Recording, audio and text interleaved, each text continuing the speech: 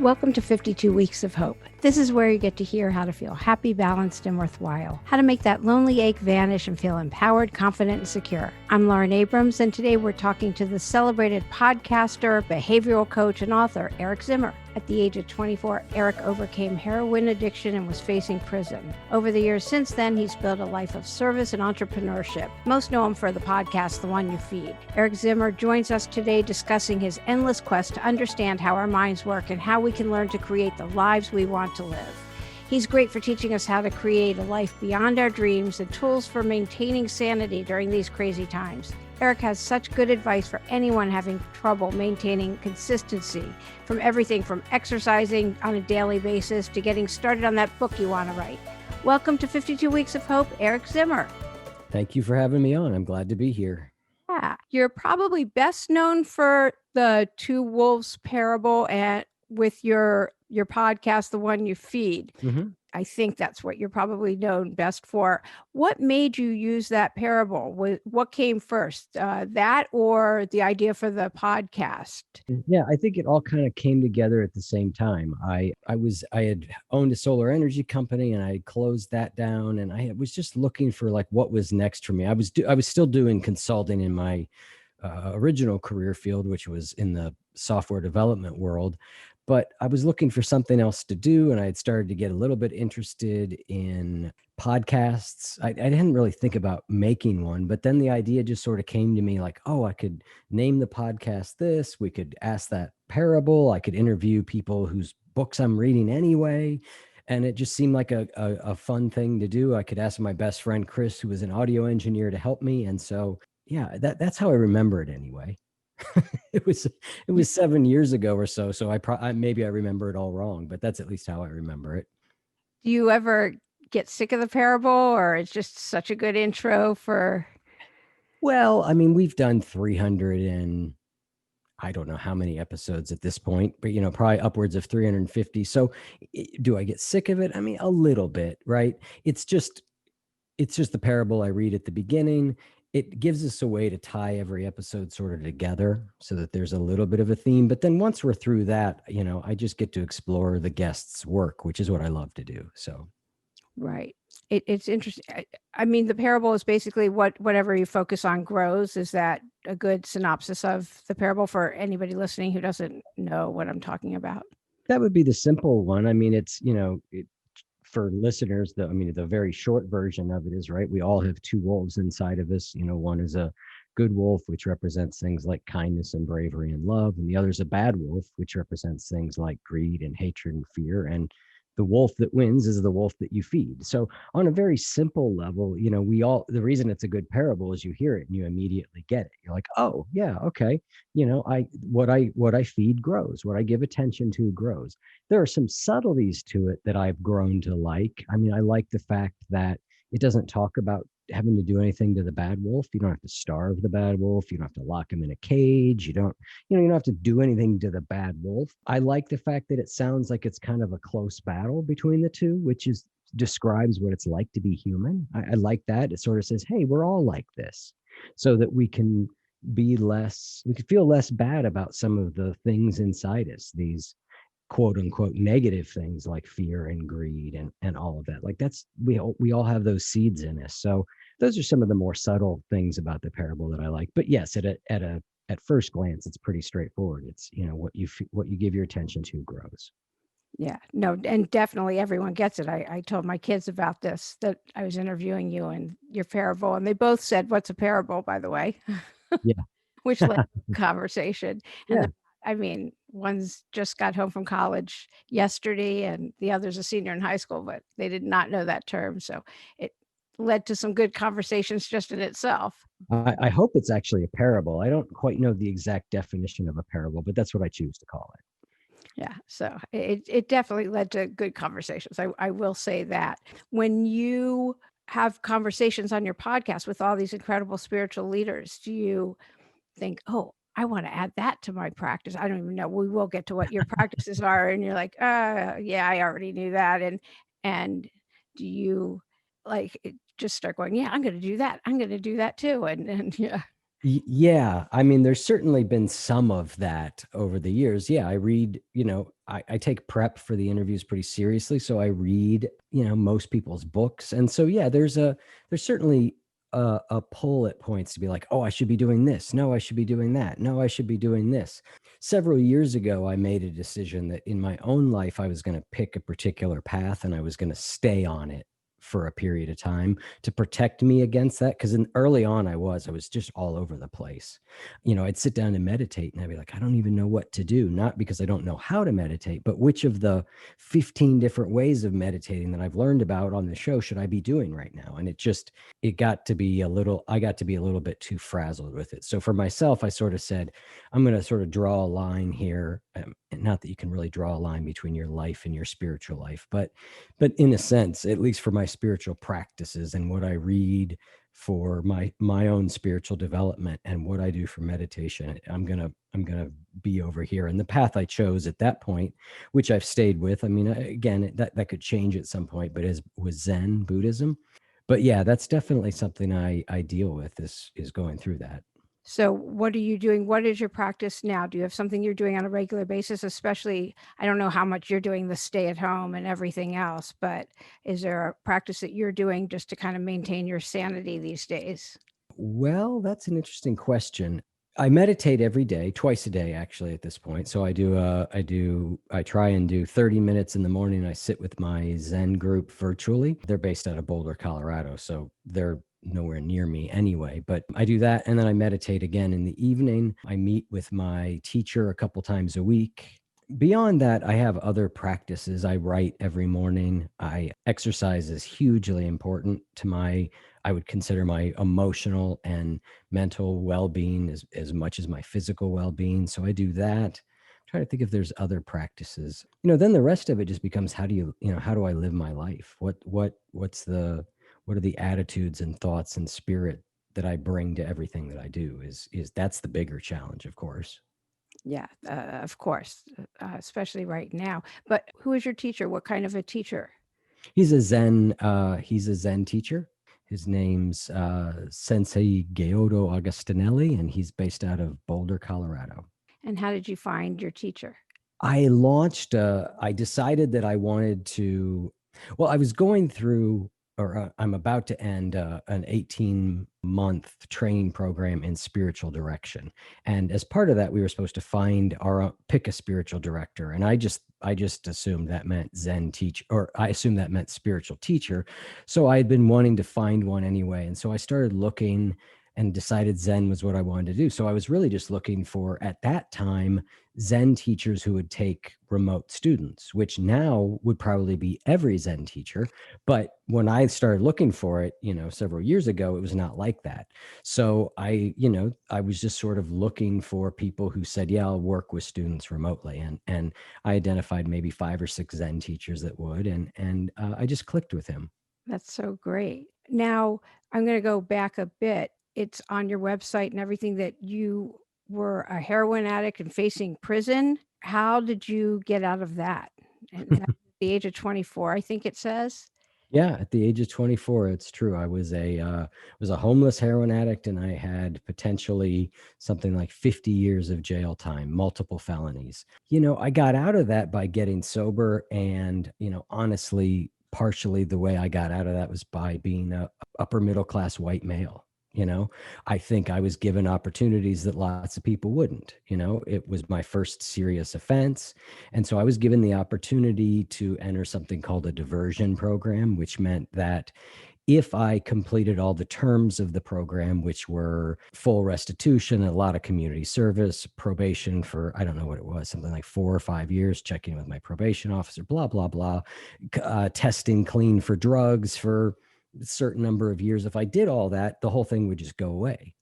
If I didn't, then I would be essentially pleading guilty and accepting, a certain sentence. So, but again, I feel like I was given an opportunity, and so I took advantage of that opportunity. I got sober, and I really threw myself into recovery, and I was able to meet all the terms of that program, and thus my that went away. That's so great. And you just turned your life around at that point? That's probably that's it in a very short sentence. It's a little more complex than that. But yeah, I went into a treatment center. And from there, they said, we think you need to be here. I went into detox and they said, you need to be here longer. And I, after some debate, agreed with that. And then I went into another treatment center after that. And I really threw myself into recovery. And recovery became really my life for a number of years. And then I stayed sober about 8 years. And then I started drinking again. And that went on about 4 years. And then I got sober again. And that was in 2007. So I guess I'm coming up on 14 years in February. So Okay. 13 plus years this time around. So, I mean, the vast majority of my adult life, has been in recovery, which I am very grateful for. Congratulations. Thank you. Yeah, that is great. And you have one son, is that right? I have a son and I have a stepson from a previous marriage. I don't know what you call that, but I still consider him like he was my son for, 10 plus years and we're still in touch. So I have two sons. No, I understand. I have I still consider my stepkids, they consider me a stepmom. So I totally get that. And do they listen to your podcast or listen to anything that you I know my son Jordan has some, but probably pretty rarely. how Uh, old is he? he's 22, so they're both seniors in college. They're both seniors in college. They've heard it, but I don't think it's a part of their steady listening diet. My son Jordan is really interested in social justice issues. So if I have somebody on and that's sort of if it's somebody who's very involved in that space, I think he's more interested and he'll listen. But not a lot, I don't think. Yeah, I understand. So are they aware of like your past and what you've overcome in your life and all of that? They are. They are. I certainly, particularly with my son, because his mother and I were heroin addicts together. Now, we were both sober when we had him, but I felt like it was pretty important he understand what his family history was or around addiction. And having two parents that are heroin addicts is, certainly puts you at risk. So yeah, I was very open with him about all that because I wanted him to understand the risks. I can understand that. Now, I heard you on one of your podcasts. You were talking about, I think you were actually being interviewed, and someone was asking you, oh, who's your favorite person that you've interviewed? Who's your favorite spiritual teacher? And your response was just fabulous. And that's like saying, who's my favorite kid and who's my favorite this? And you were talking about the imperfections of everyone. And I'm going to completely paraphrase what you said, but basically, that nobody is on a pedestal. That is my paraphrase, that all humans have frailties and no one's perfect. Yeah.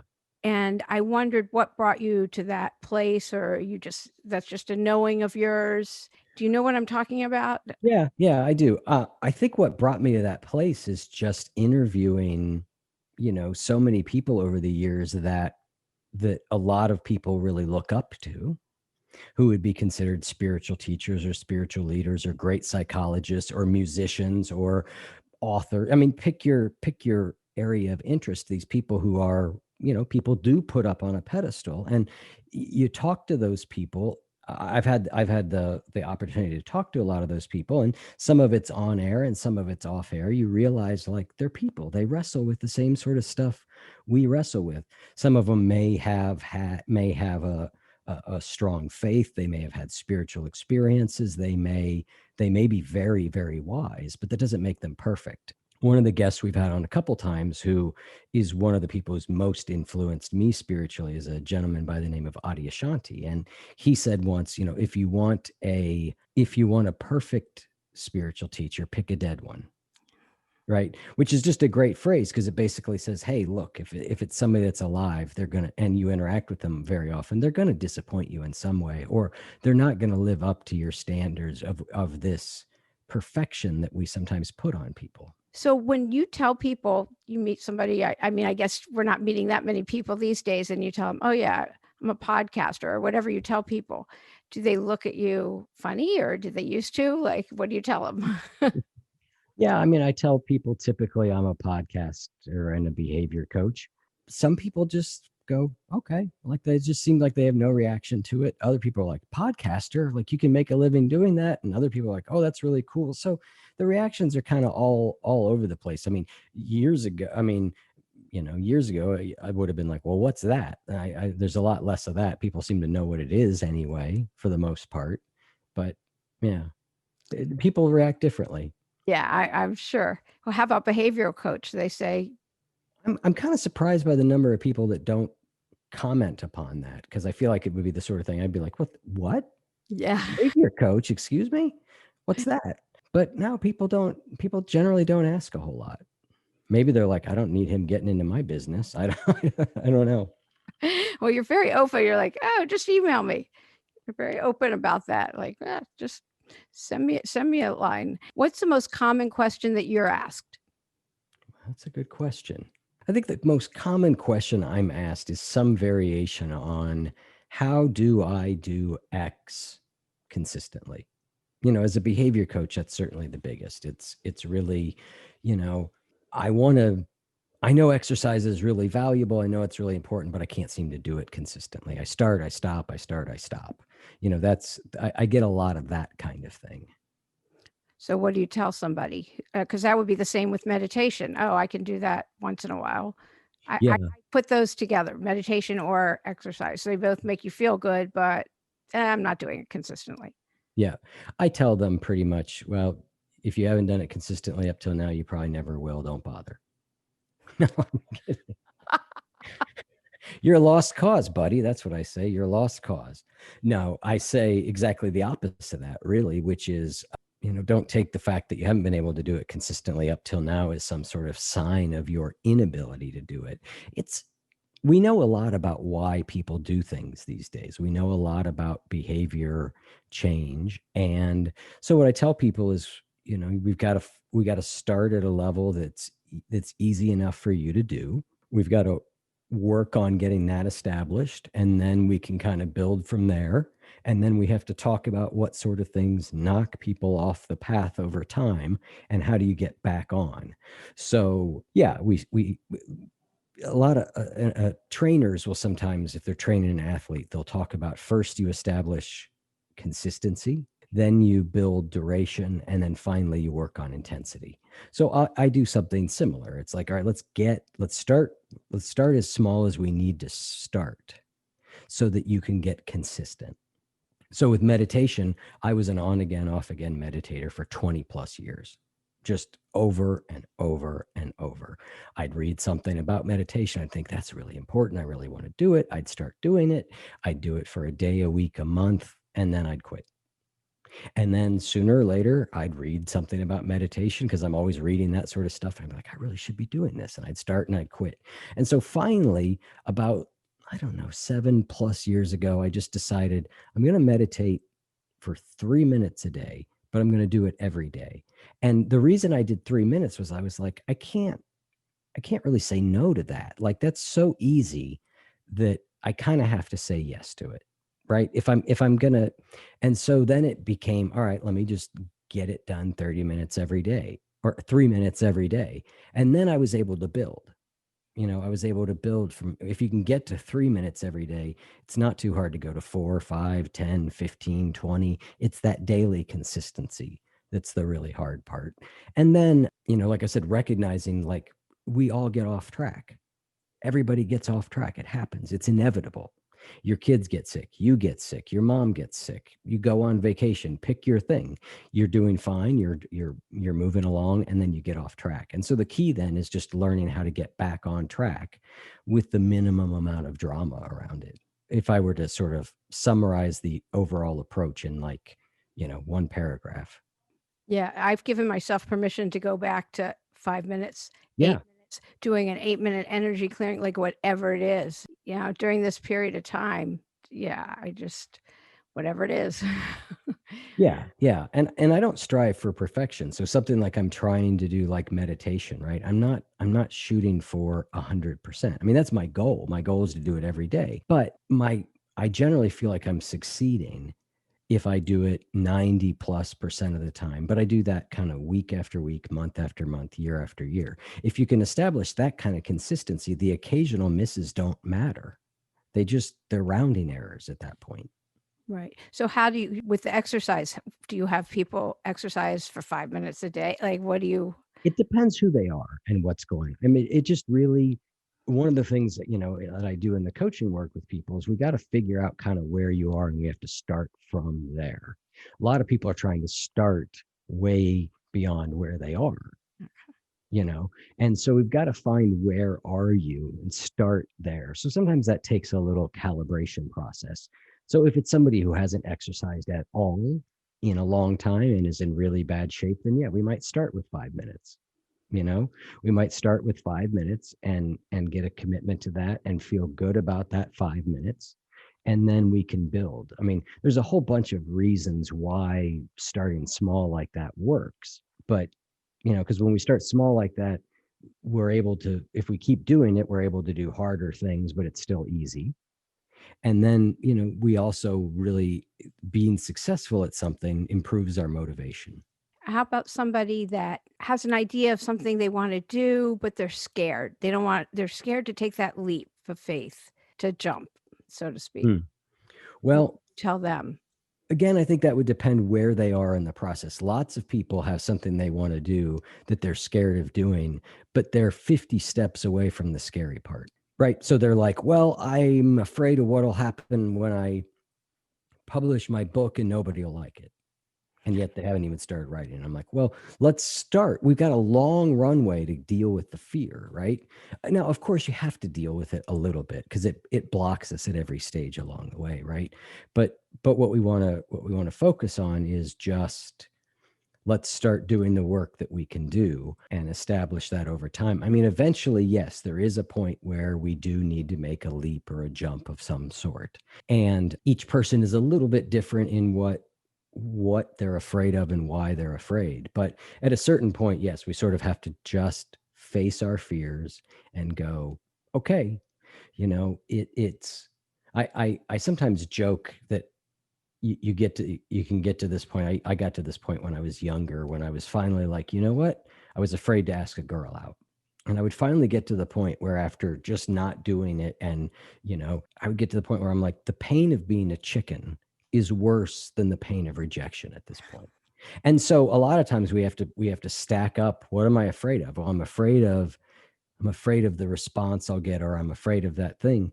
But then let's talk about what's the I'm afraid that I didn't try. Which of those are you going to be able to live with better over time? And we know from lots of interviews of people, on their deathbed, that it's the things they didn't try that they regret the most, right? Not the things they tried and didn't go well. And so that sometimes we have to we have to put those two things at and look at them and go, which of these are we really more afraid of? Yeah. What would you tell someone who's having a hard time just getting out of bed in the morning? Hmm. Well, if you really are having a hard time even getting out of bed, you probably have clinical depression, and you should. Not clinical depression, though. Like, it's just somebody, and they're just like, "Ugh, I don't want to do this. You know, I don't want to. Well, I feel that way most every morning. At first, I just don't wake up. Waking up is not my best time of the day. Oh, what would I say to somebody? Well, I think I'd need to know more about the person and what's going on.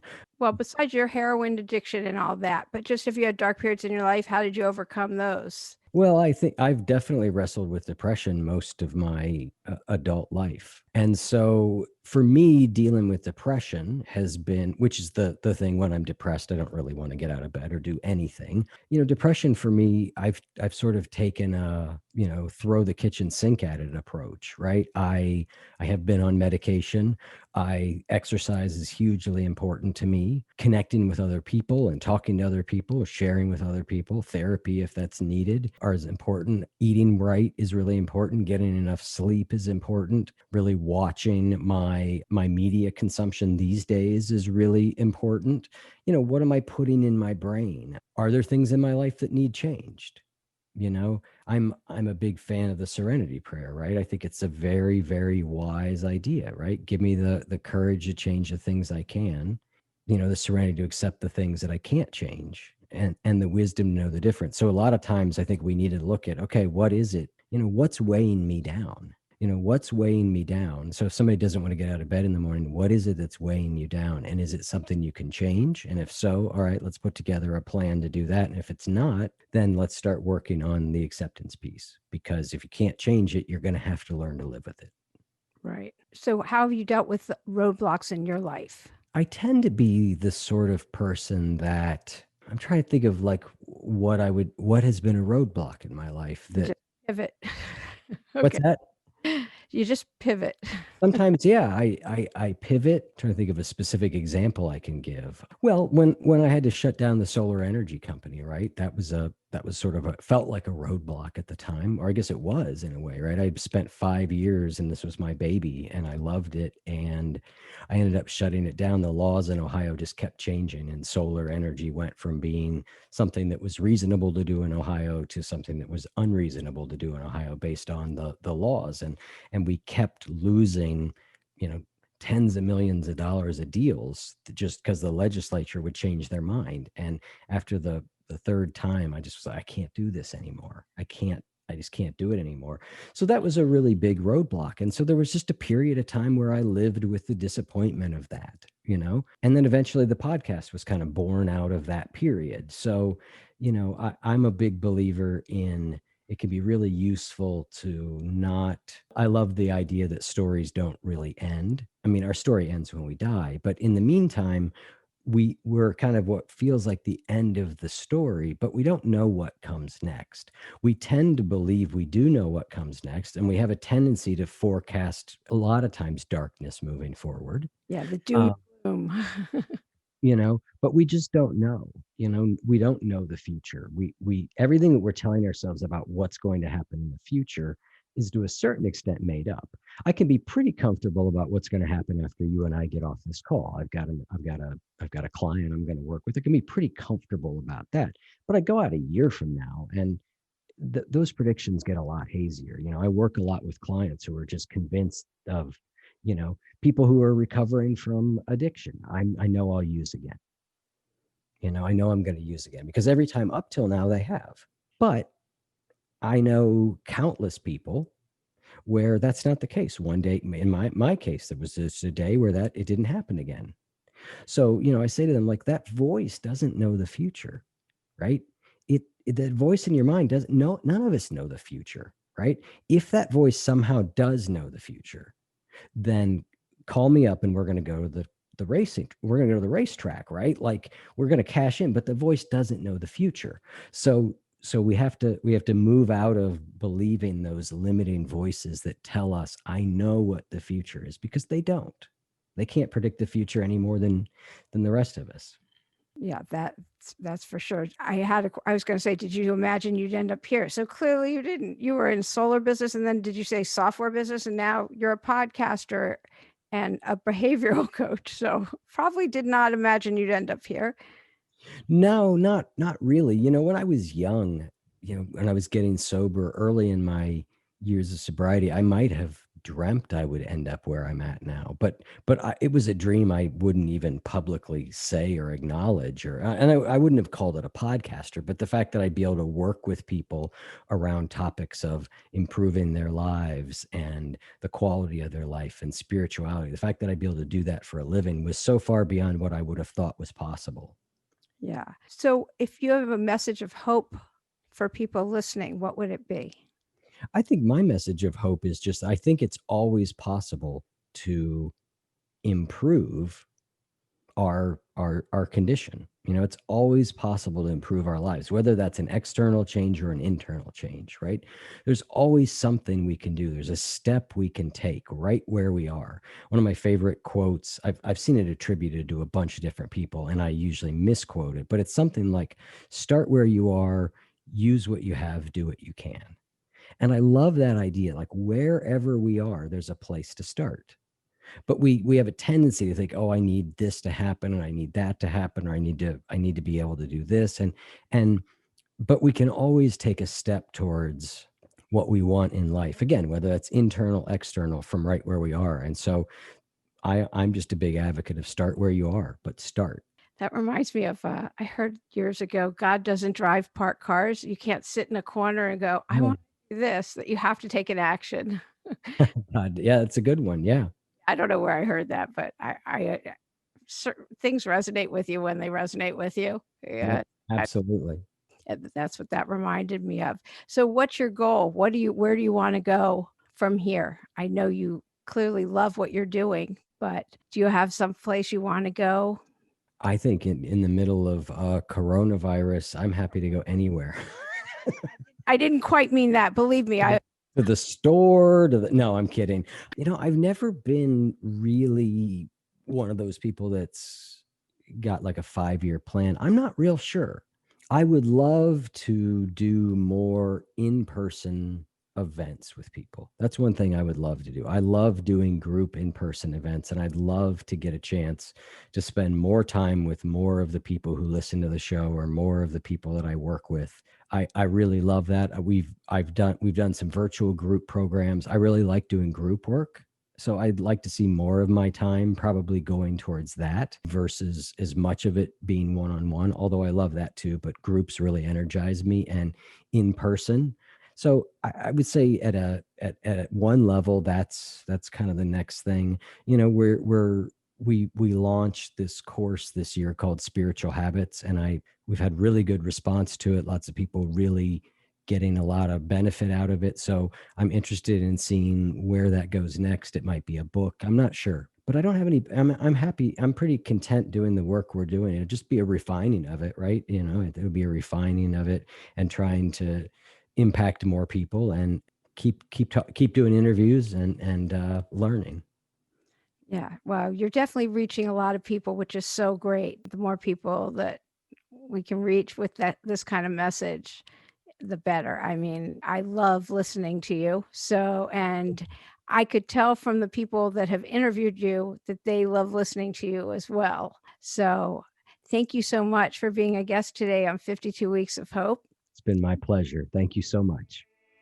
I hope you enjoyed today's podcast and take with you the messages from Eric of purpose, self-awareness, and self-care that he shared, and we so need right now. Be sure to tune in next week when the fun, entertaining, renowned relationship expert Ariel Ford joins us discussing everything relationships. I had such a blast talking to her about why this is the best time for dating. Not that I'm dating right now or anything. Definitely not. But I just had a blast talking to her about why this is the best time to date during COVID. I just found it fascinating. Anyway, and she also talked about how you can instantly get into a better headspace and how you can be love like right now. Just so much fun to talk to. And I know you'll enjoy hearing her. She's a leading personality in the personal growth and contemporary spirituality movement. She has been for years. She's a celebrated love and relationship expert. She's an author of so many fabulous books on relationships or how to get in a relationship, how to stay in one. She's an entertaining and wise speaker, and she's someone you definitely don't want to miss. I want to wish everyone a very happy holiday season. We are giving away a very fun gift bag of my favorite journal, a candle, and some really nice crystals. All you have to do is share your email with us on our website, 52weeksofhope.com, and we'll send you a link to enter. Remember, please subscribe to the podcast, leave us a positive review, and send us feedback on our website, 52weeksofhope.com. I'm Lauren Abrams. Thanks for listening.